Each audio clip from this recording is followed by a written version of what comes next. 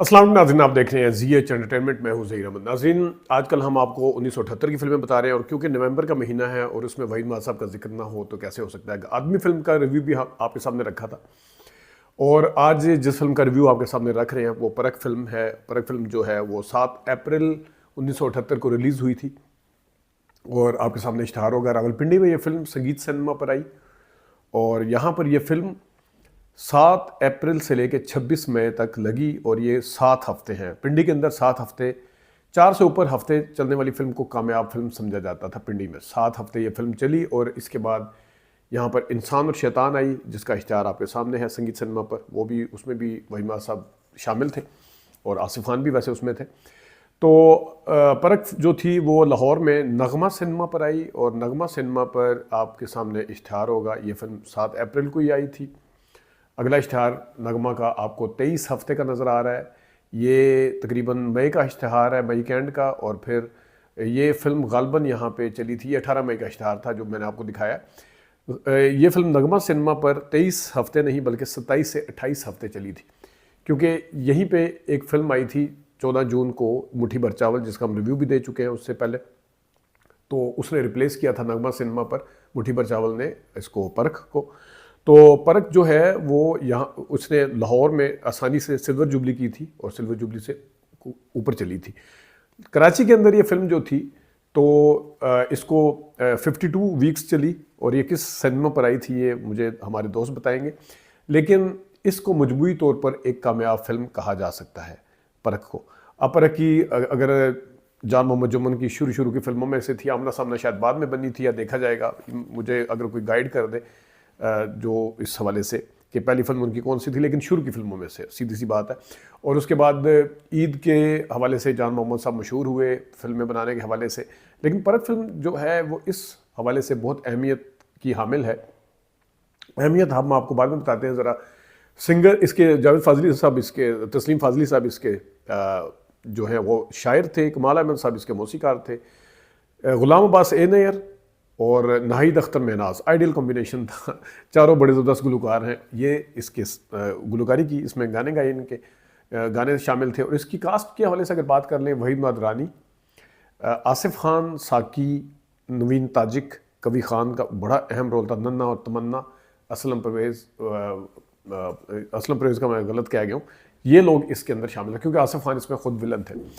तो वहीद माद के हवाले से, क्योंकि ये बड़ा 78 का जो साल है वहीद माद के जो करियर का एक खुशगवार आखिरी साल कह सकते हैं, क्योंकि 79 में उस तरह से काबिल तज़किरा फिल्म उनकी कामयाब नहीं हुई, अगरचे वादे की जंजीर वगैरह और फिल्में भी आई थी, लेकिन जो 78 उनकी कामयाबी का एक, जिसके अंदर आवाज़ फिल्म भी आई वो भी कामयाब हुई, नजराना आई वो भी कामयाब हुई, सहेली आई वो भी कामयाब हुई, ये परख फिल्म आई ये भी कामयाब रही, और भी फिल्में जो थी वो कामयाब रही। एक शीशे का घर नहीं चल सकी थी, आदमी भी ज़रा दरमियाना से गई थी, लेकिन मजमूई तौर पर उनका 78 का साल एक आखिरी साल था जिसमें उनकी भरपूर तरीके से, फिर बाद में काला धंधा गोरे लोग वगैरह अगर आई हैं तो वो एक्शन की वजह से, आसिफ खान की वजह से ज़्यादा जानी जाती है बनिस्बत वहीद माद।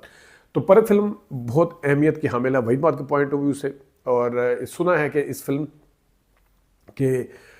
इस फिल्म में शुरू पहले शाहिद साहब को कास्ट किया गया था, लेकिन शाहिद साहब क्योंकि 77 में रानी ने तलाक ले ली थी हसन तारिक से, तो तलाक के बाद जब उन्होंने दूसरी फिल्मों में काम किया, जैसे सहेली वगैरह में भी काम किया उन्होंने, जो यानी कि उस आज़ाद होने के बाद, यानी हसन तारिक से, क्योंकि पहले वो हसन तारिक साहब की फिल्में करती थी, तो उस वक्त रानी के साथ शायद काम करने के लिए तैयार नहीं थे क्योंकि उनकी दोस्ती थी हसन तारिक साहब से। तो उन्होंने ये भी कहा था कि बाबरा शरीफ को कास्ट कर लें, मैं आपको कम मुआवजे पे कास्ट करवा दूंगा जान मोहम्मद साहब को, लेकिन उन्होंने रानी को रखा, तो फिर शाहिद साहब की जगह इस फिल्म में वहीद माद ने ली थी। तो ये इसकी कुछ स्टोरी है, इस फिल्म की बैक के ऊपर जो कुछ चलता है वो स्टोरी की बात कर रहा हूँ। उस्मान पीरज़ादा साहब भी इसमें थे, जैसे मैंने नवीन ताजिक के साथ उनका वो एक किस्म का पेयर था। तो अगर साथ साथ हम आप कुछ अगर सीन भी दिखाएं, उस्मान पीरज़ादा और नवीन ताजिक का गाना है जो कि ए नैयर और नाहिद अख्तर की गालबन आवाज़ है, महनाज की है, darling darling bye bye okay bye bye, सुनिएगा ज़रा।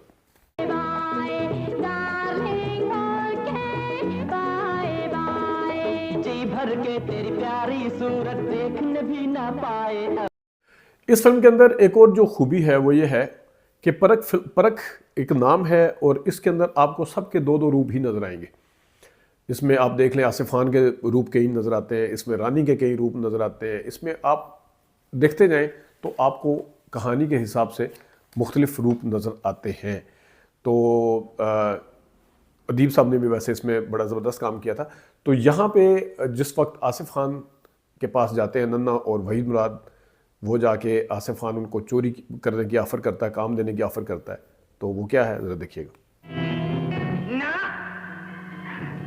इसे आप चोरी नहीं कह सकते। हम तो नाजायज तरीके से अमीर होने वालों को। रानी और वहीद मुराद का गाना साथी कोई ऐसा मिले जो उम्र भर साथ दे, ये भी बड़ा ज़बरदस्त गाना था, गायकी बड़ी ज़बरदस्त है, शायरी अच्छी है, सारा कुछ अच्छा है, देखिएगा ज़रा।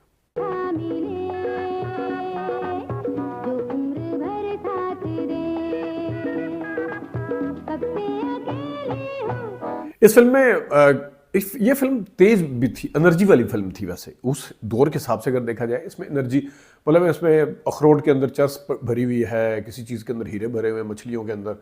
तो इस पॉइंट ऑफ व्यू से फिर वहीद मुराद जो थे वो बड़े काफ़ी एक्टिव नजर आए इसमें। फाइट वाइट के सीक्वेंस अगर इनके आप पुराने वाले देखें तो उसमें तो हालांकि जब एनर्जी थी, मतलब खुद सही पीक पे थे जोबन पे, उस टाइम शायद इतना, लेकिन इसके अंदर उनकी एनर्जी भरपूर तरीके से नजर आई।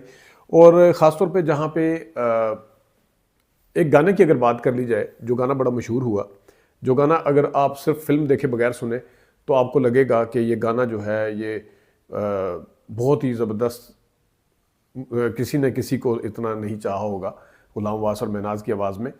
ये गाना बहुत ज़बरदस्त है, इसमें आइडियल केमिस्ट्री नज़र आती है रानी की और वहीद मुराद की, और पिक्चराइजेशन बहुत अच्छी, गायकी बहुत अच्छी है। लेकिन जब आप स्टोरी के हिसाब से इसको देखते हैं कि जिस एक्शन टाइप फिल्म के अंदर, जिसके अंदर सारे एक दूसरे से अपनी अपनी शनाख्त छुपा रहे हैं, उसके अंदर ये गाना थोड़ा फिट इन लगा नहीं है। गाना बहुत अच्छा है, सेपरेट अगर आप गाना देखें, उसकी स्क्रीन के ऊपर प्रेजेंस भी अच्छी, दोनों अच्छे भी लग रहे हैं, लेकिन जो गाने की एक शायरी है उससे पता चलता है कि कोई बड़ा लव स्टोरी फिल्म होगी, और बड़ा इसमें तो एक दूसरे को चक्कर दे रहे हैं, वो लव स्टोरी उस तरह से एस्टैब्लिश नहीं है।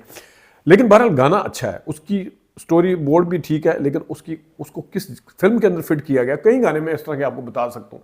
जिस तरह वो पन्ना और हीरा का गाना नहीं, पन्ना की तमन्ना है कि हीरा मुझे मिल जाए, मैं बड़ा सुनता था वो गाना, मैं इसका लता का और किशोर कुमार का, मुझे अभी भी अच्छा लगता है। उसका वो भी किया हुआ ना, किसी ने निपाया तनु पदलाल क्यों यारियाँ, ये पन्ना की तमन्ना है हीरा मुझे मिल जाए, उसकी धुन से लिया गया है।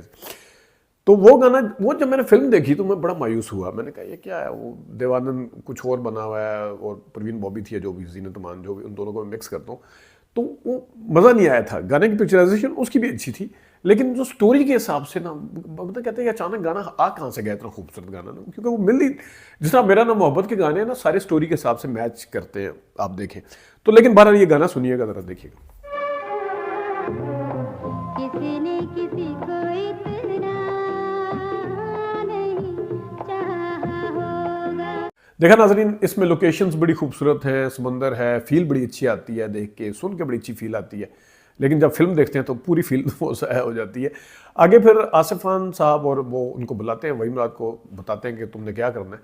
यहाँ पे जो डबिंग का लिपसिंग का इशू नहीं है, यहाँ पे समंदर की जब के ऊपर खड़े होके, एक तो आपको थोड़ा ऊंचा भी बोलना पड़ता है, दूसरा समंदर की आवाज़ को मिक्स किया जाना चाहिए था। या द ओल्ड मैन एंड सी देखें आप, उसकी एंथोनी क्वीन की, आपको पता चलता है कि साउंड इफेक्ट होते क्या समंदर के। अब ये इसके अंदर डबिंग ऐसी है जिस तरह ये खाली हॉल में बैठ के डबिंग करवा रहे हैं, मतलब है बंदे दोनों तीनों किरदार खड़े हुए हैं समंदर के किनारे, समंदर के पास, पीछे समंदर है, उस समंदर का अपना एक ठाठे मारता हुआ या जो भी उसकी एक अपनी साउंड होती है पीछे, उसके अंदर मिक्स होना चाहिए उसको।